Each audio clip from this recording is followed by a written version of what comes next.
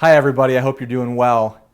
It's been 10 weeks since we've been able to gather as a church family. It's almost hard to believe it. This pandemic has really put us in a very unique time in history and a very unique time in the life of our church congregation at Old North. And conversations about reopening Ohio are starting to happen for different sized businesses with different types of restrictions. And certainly conversations about reopening or regathering as churches are starting to happen as well.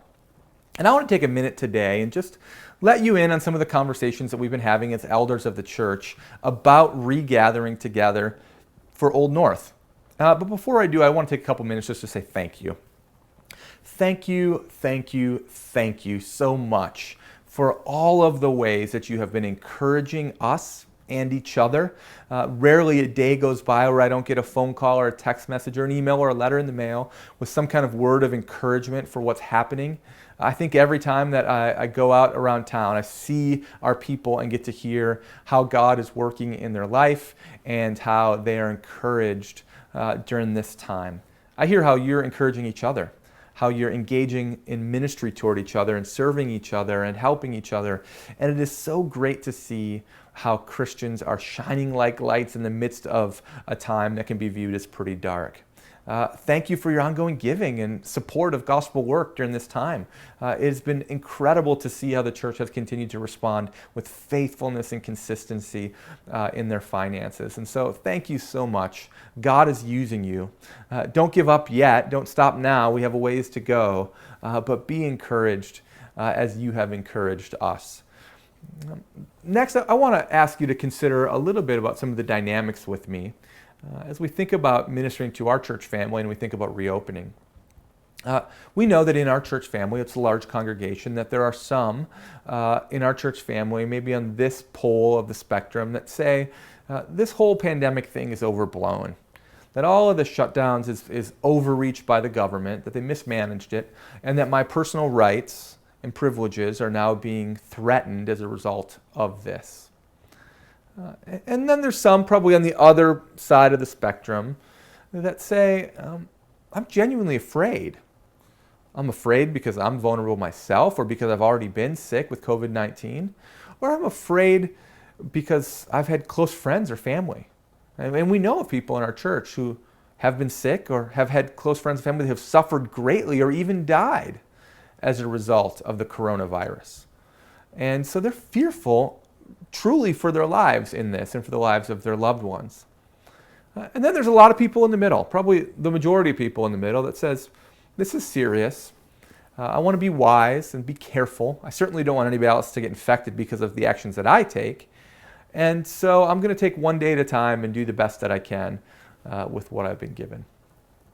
And it's our responsibility as Christians, and especially my responsibility as our senior pastor, to minister to everybody along the lines of that very broad spectrum. And that is in some ways informative to us for our regathering plan at Old North. The truth of the matter is that we want to gather right now, that there is a sense of internal urgency about regathering. We long to sing together, to hear God's word together, to give together, to pray together, to take the Lord's Supper together. Fundamentally, at its core, the church is a gathered people, and we are missing out greatly because we're not together during this time. But we also recognize that just as large gatherings were some of the first gatherings to close in the midst of this pandemic, they're probably going to be some of the last to open, at least open completely. And that puts a church like ours in a very difficult position. It means that we won't be able to fully open probably as soon as some of the smaller congregations in our area are able to do. And so let me share with you 6 guiding principles that we're evaluating almost daily as we think about the question of when to regather, not to reopen. We've been open the whole time, but when to regather and how to regather or what that regathering looks like. And the premise is what I said a minute ago. The premise is there's an urgency to gather. We want to gather. We long to gather. And so, what is the best and most prudent way to do that? Guiding principle number one is obviously health and safety. We want you to be healthy and safe. And that has some evaluative aspects of our community around us and even with our own facility. We want it so that when you come to worship on Sunday, that you feel safe to do so. That it doesn't do anybody any good if we get together and 60% of us get sick. It doesn't do anybody good if we all get together and there's a large outbreak that's spiked in our community because of our gathering. So health and safety is number one. Number two is the government declaration and the government guidance. Now, you might agree or not agree with different aspects of how the government has handled this, particularly our state government, but there's been a number of ways in which the guidance has been very helpful, and those things are worth considering carefully as we think about regathering. Number three is the aspect of our local community, the context in which God has placed us in. He's placed us in this time, in this community, for His gospel purpose. And we know that with a pandemic like this, that it's different in urban areas to rural areas to suburban areas. That in a very real sense that the Mahoning Valley is its own unique thing, its own unique place. And so we watch carefully as to what's happening in our local context and how that informs our regathering. Fourth is the idea of ministry effectiveness. And that really has two sides to the coin of this guiding principle. The first side of that coin is if we're able to regather, will it be effective in its ministry? Meaning, will there be so many restrictions in place that it will look nothing like what we're typically desiring to do or what we would consider to be effective? And therefore, maybe it's beneficial to wait just a little bit longer. Or is there enough there of what we're able to do by word and prayer and people that it does say it's worth it to gather right now? So that's one side of the effectiveness coin. The other side is the online ministry effectiveness. And we're just so thankful that God has chosen to use a very imperfect means of online ministry to minister to thousands of people. Many more hundreds of people are engaging our live stream weekly than come through the doors of our church. And so there's an element of that effectiveness that we don't know how God's going to use it, but we're grateful that He seemingly is using it and hopefully encouraging others, hopefully bringing men and women and boys and girls to faith in Jesus Christ, and hopefully doing something afresh and anew that we can't even see just yet, but over the course of time, we'll start to grasp as we regather together again. So that's number four, is ministry effectiveness. The fifth guiding principle is really more of a recognition than anything else. It's what we're calling the convictional threshold. And that is to say, there's a chance that the government might never sanction or bless the gathering of large groups of people for a year or two. And at that point, we might have to say there's a threshold there. We're not going to wait years to gather again. At some point, we'd have to say enough is enough and figure out a way to make this happen. That threshold's not in the next couple weeks. It's not maybe even the next couple months, but we recognize that it is somewhere down the road, should that be the case. And then lastly, the sixth guiding principle for us, it's an important one.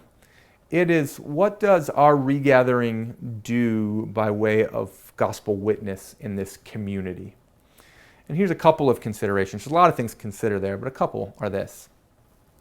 What does it say to a community when all large gatherings are banned, but you take up your right to gather, even if it puts their health at risk? That the community could look at us and say, yeah, we understand that you have that right, but you're exercising your right at the sake of our risk. That's not loving your neighbor very well. And it's not looking toward the long-term ministry impact of our church in this community. And so that's just one example of community witness, ongoing witness, loving your neighbor. That's part of this consideration as well. So 6 guiding principles, and those guiding principles help with the answer to the question when we regather and the answer to how we regather. And let me assure you, it might seem simple at first blush, but this decision or set of decisions is significantly more complex than might initially be indicated on the surface. And so with that, I want you just to know we're working at it diligently. We're praying about it fervently. We're in regular evaluation and conversation about it as pastors and elders. And I want to ask you to do 4 things for us as we go. Number 1, I want you to pray. Pray like never before for the ministry of Old North Church. Pray that we can regather soon. Pray for wisdom for our decisions. Pray for effectiveness in the preaching. I know that I need those prayers.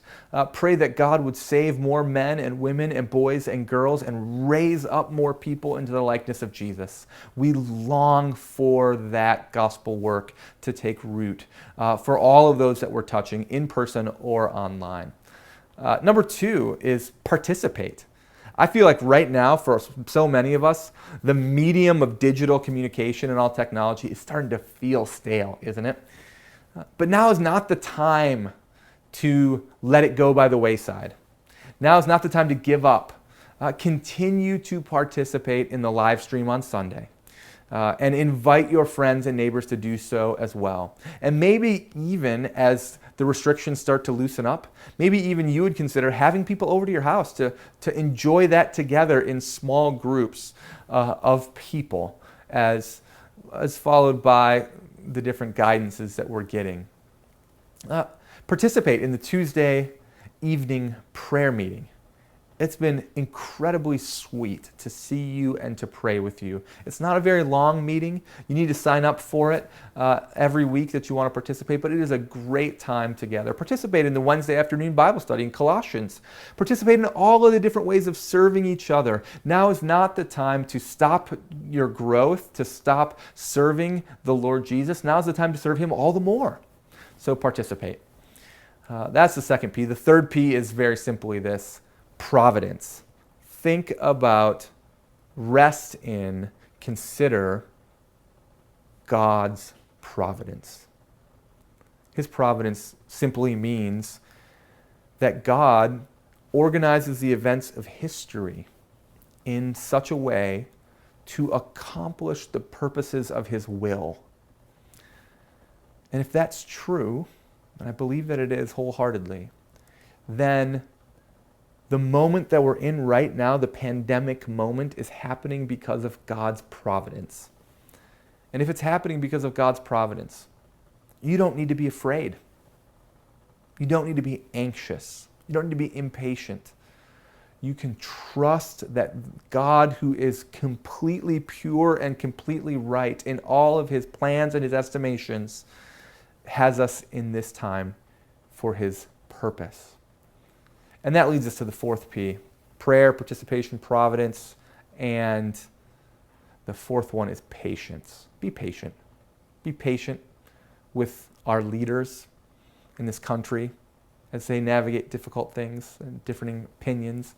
Be patient with each other during this time. Be patient with us as we try to make the best decisions for our church family. I'm sure they won't all be perfect, but we ask you to be patient with us and know that we're working at it, that we love you, that we miss you. So we hope to see you participate this Sunday in the live stream, and we look forward to the day that we can see you again.